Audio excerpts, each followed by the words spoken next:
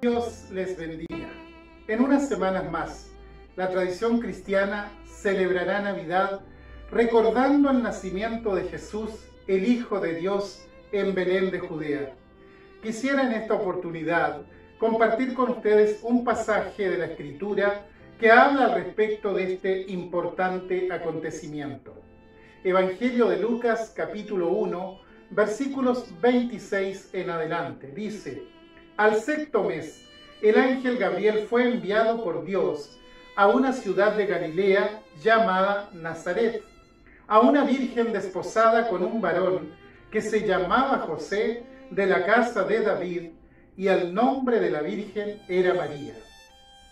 Y entrando el ángel en donde ella estaba, dijo: salve muy favorecida, el Señor es contigo, bendita tú entre las mujeres. Mas ella, cuando le vio, se turbó por sus palabras y pensaba qué salutación sería esta. Entonces el ángel le dijo: María, no temas, porque has hallado gracia delante de Dios, y ahora concebirás en tu vientre y darás a luz un hijo, y llamarás su nombre Jesús. Este será grande y será llamado Hijo del Altísimo, y al Señor Dios le dará el trono de David su padre, y reinará sobre la casa de Jacob para siempre, y su reino no tendrá fin. Entonces María dijo al ángel: ¿cómo será esto? Pues no conozco varón. Respondiendo el ángel le dijo: el Espíritu Santo vendrá sobre ti, y el poder del Altísimo te cubrirá con su sombra, por lo cual también el santo ser que nacerá será llamado Hijo de Dios. Y he aquí tu parienta Elizabeth, ella también ha concebido hijo en su vejez, y este es el sexto mes para ella, la que llamaban estéril, porque nada hay imposible para Dios. Entonces María dijo: he aquí la sierva del Señor, hágase conmigo conforme a tu palabra. Y el ángel se fue de su presencia. Hasta ahí la lectura. Antes que el paganismo nos impregne con ideas falsas y carentes de sustancia espiritual y bíblica sobre la Navidad, creo que es necesario considerar lo que dice la Santa Escritura para referirnos a este acto de amor más importante operado por Dios hacia la humanidad. Ni aún la creación, ni aún la muerte del Salvador la pueden comparar si la vemos en su justa dimensión. ¿Por qué? Porque la creación llegó a la existencia para honrar a Dios. Pero el hombre, como ser creado, cayó en desobediencia y perdió su comunión con Dios. Luego la muerte del Señor Jesucristo es la culminación en su obra de salvación. Consumado es. Pero esto comenzó físicamente con su nacimiento. Por tanto decimos que su encarnación, como su muerte y aún su resurrección, descansan en la soberana voluntad de Dios, llena de amor, llena de misericordia. Nosotros, simples mortales, no elegimos nacer, simplemente llegamos a esta vida un día. Pero el Hijo de Dios, Cristo el Señor, Él decidió nacer. Por eso digo que la Navidad es el acto más importante operado por Dios hacia la humanidad. Y remitiéndome a Lucas capítulo 2, considero que el verso 26 de este pasaje contiene la verdad más relevante respecto a la Navidad, o lo que doctrinalmente llamamos la encarnación. Dice: al sexto mes, el ángel Gabriel fue enviado por Dios. Es decir, que este hecho comienza con Dios y viene de Dios. El ángel fue enviado por Dios a María. Por tanto, si una Navidad no tiene a Dios, carece de todo significado, de todo sentido bíblico, queda relegado a un plano social simplemente. Es necesario que conectemos la Navidad con la obra de Dios. De lo contrario, lo que tenemos es una celebración pagana, nada más. Ahora, lo más sorprendente de todo esto es que este universo creado, en su parte espiritual y en su parte moral, había caído. Y está caído, está en rebelión contra su Creador. Aún así, vino el Señor, vino el Dios del universo que lo creó para salvar a aquellos que activamente estaban en rebelión contra Él. Por eso Navidad, en esencia, es el acto de amor más grande que Dios ha hecho para con la humanidad. Es un hecho que se origina en Dios, que surge en el corazón de Dios. El texto de Lucas nos dice que ese Dios absoluto y eterno irrumpe en su creación un día determinado de la historia. ¿Para qué? Para salvar a los pecadores. El Hijo del Hombre viniendo a buscar y salvar lo que se había perdido. Cuando Dios, el gran creador del universo, irrumpe en el universo, hace lo imposible. Imposible para el hombre, claramente, porque para Dios no hay nada imposible. Dios preparó al mundo por miles de años para llevar a cabo esta imposibilidad. ¿Habrá algo difícil para Dios? Allí en Génesis 18:14 encontramos esta pregunta. ¿Habrá algo imposible para Él? Nosotros como cristianos conocemos la respuesta, la cual nos ha sido revelada por el Santo Espíritu. Cada hijo de Dios puede hacer ecos de las palabras de Job cuando se dirige a Dios y dice: yo conozco que todo lo puedes y que no hay pensamiento que se esconda de ti. O como dice Jeremías 32:17, oh Señor Jehová, he aquí que tú hiciste el cielo y la tierra con tu gran poder y con tu brazo extendido, no hay nada que sea difícil para ti. Un día en Belén de Judea, lo imposible se hizo posible. Dios mismo entra a la creación encarnado, es decir, semejante a un hombre, pero sin dejar de ser Dios en esencia. Y para tal acto sublime, escoge nacer de una virgen, una joven piadosa, temerosa de Dios que se llamaba María. Viene el ángel enviado por Dios y le dice: ahora concebirás en tu vientre y darás a luz un hijo. Y ella tímidamente responde: ¿cómo será esto? No soy casada. Era inaceptable en aquella cultura que una mujer que no era casada quedase embarazada. Por eso María se turba sin comprender las palabras del ángel. Pero Dios, que es soberano en todos sus caminos, había determinado elegirla a ella. Dios irrumpe en el universo al ser concebido en el vientre de ella. No debemos especular más allá en el porqué de su decisión. Solo podemos decir: Dios es soberano.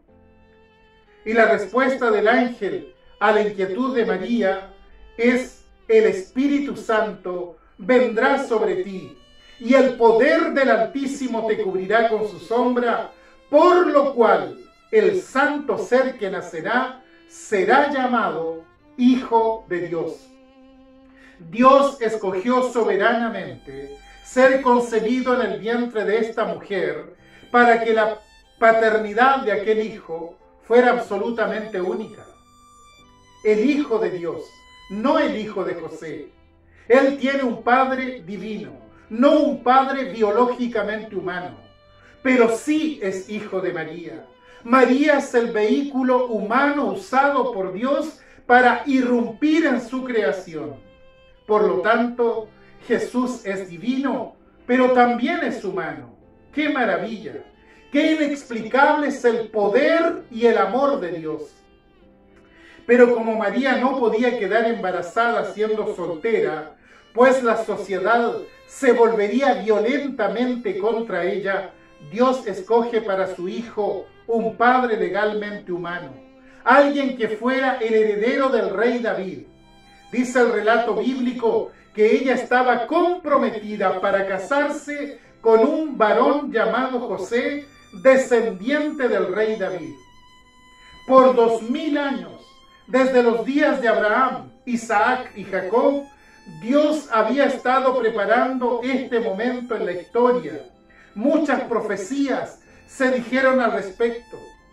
Y cuando irrumpe en el universo, no lo hace como un ser humano común, sino como un judío en cumplimiento a los 2000 años de promesas y pactos, para que Israel glorificara a Dios por su fidelidad y para que todas las naciones glorificaran a Dios por sus misericordias. Pero también irrumpe el bendito Espíritu Santo con poder, para que aquella mujer, aquella virgen, pudiera concebir de él un hijo. ¿Cómo será esto?, pregunta ella. No lo sabía, no se lo explicaba, no soy casada, nunca he estado con un varón. La respuesta a esta pregunta es: el Espíritu Santo vendrá sobre ti. Una vez más, se descorre el velo para que podamos contemplar la magnificencia del poder de Dios obrando en lo imposible.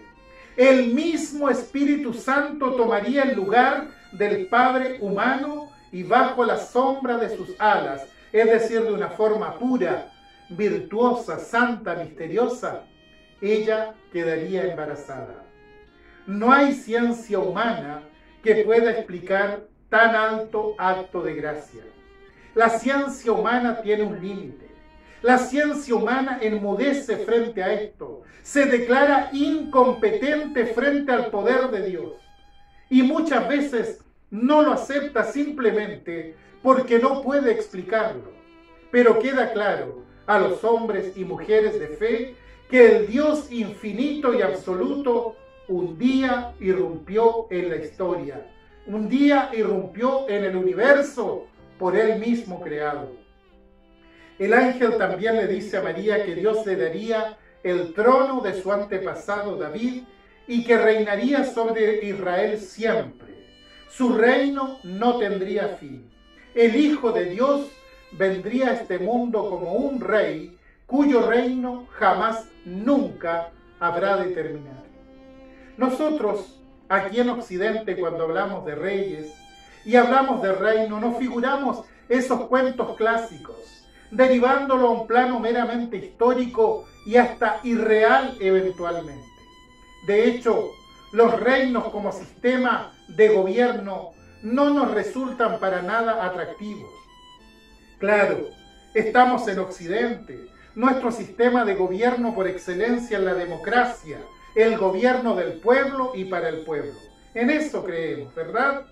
El mundo actual se mueve hacia la democracia.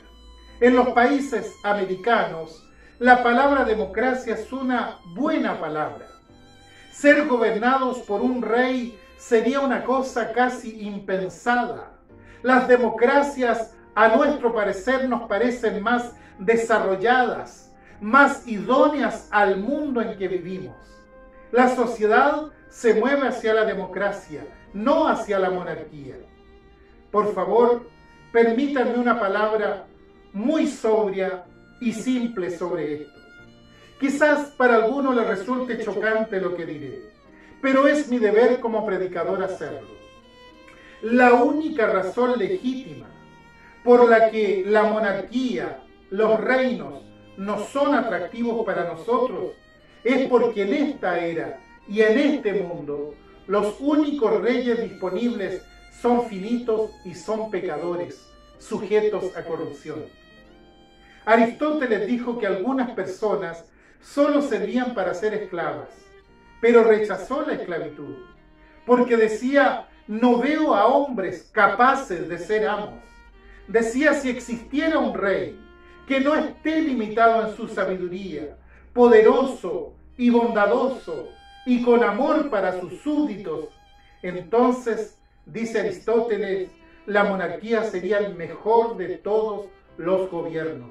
Si tal gobernador apareciera en el mundo sin debilidad, sin necedad, sin pecado, entonces ninguna persona sabia y humilde querría nuevamente la democracia como modelo de gobierno. Ahora usted y yo sabemos que ese rey sí irrumpió en el mundo. Pero ¿qué clase de rey es él? ¿Qué diferencia traerá su reinado para nosotros?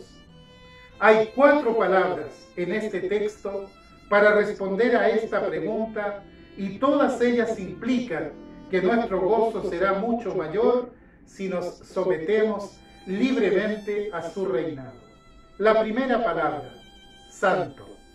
El Espíritu Santo vendrá sobre ti, por lo cual también el santo ser que nacerá será llamado Hijo de Dios.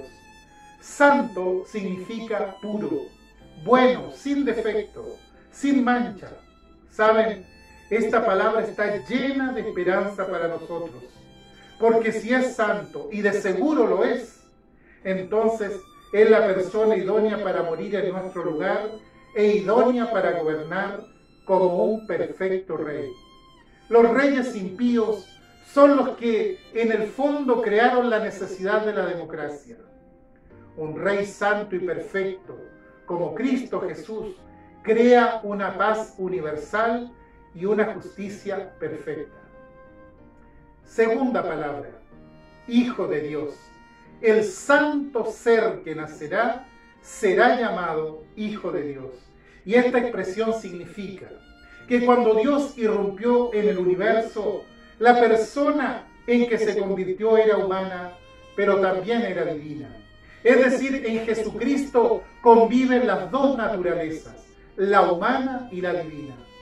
Por tanto, el rey que gobierna el universo no es solo el rey de Israel, como si se tratara de un ser meramente natural, sino que es Rey de reyes y Señor de señores. Por tanto, piense cuán grande es para una persona como nosotros tener a este rey como nuestro rey y estar protegidos por el poder infinito. Nadie, nada ni nadie podrá destruirnos. Tercera palabra, Jesús. Concebirás en tu vientre, darás a luz un hijo y llamarás su nombre Jesús. Dios escoge el nombre de su hijo. Ese nombre es Jesús. Mateo explica el porqué de ese nombre cuando dice Jesús, porque Él salvará a su pueblo de sus pecados. Jesús corresponde al nombre hebreo Yoshua, que quiere decir literalmente Salvador. No un Salvador de justos, sino un Salvador de pecadores. Cristo Jesús vino al mundo para salvar a los pecadores, dice 1 Timoteo 1:15. Toda santidad, toda deidad y poder reposan en el servicio de su misericordia salvadora. Dios irrumpió en el universo para ser santo, divino y para ser salvador. Finalmente, una cuarta palabra, para siempre. Su reino no tendrá fin. En otras palabras, Dios irrumpió en el universo para ser Rey Santo, Divino, Salvador, para siempre, jamás. Entonces, retomemos el tema central de todo esto. ¿Quién es el que llegó en Navidad? El Rey. El Dios creador del universo, irrumpiendo en su creación para traer perdón y salvación a los que caminan en tinieblas. Este es el sentido bíblico de la Navidad. Hay perdón para quienes han caminado errantes por la vida sin tener una noción o una dirección eterna. Antes de sentarse en el trono del universo, Jesús murió por nuestros pecados para que cualquiera que creyese en Él no perezca, sino tenga vida eterna. Quizá usted ha sido una persona que ha vivido su vida lejos de los planes eternos de Dios. Mira la Navidad como un hecho histórico probablemente. Quizás comparte para entonces con su familia comidas y regalos, pero aún no se ha sometido a su reinado, al señorío de Cristo. Por tanto, no ha alcanzado la salvación que solo Él puede ofrecer. No es que no crea en Dios ni en su Hijo Cristo, sino que no es Dios quien dirige su vida, sino sus propios intereses, sus propias filosofías que lo conducen a una horrible eternidad lejos de Dios. Pero Dios, aquel que irrumpió en el mundo para darnos salvación, hoy lo llama y lo invita a ponerse voluntariamente bajo su gobierno eterno. Por lo tanto le digo, venga y viva bajo el mejor gobierno al que ser humano pueda acceder. Venga Cristo y reciba la salvación eterna para su alma. El Señor le bendiga.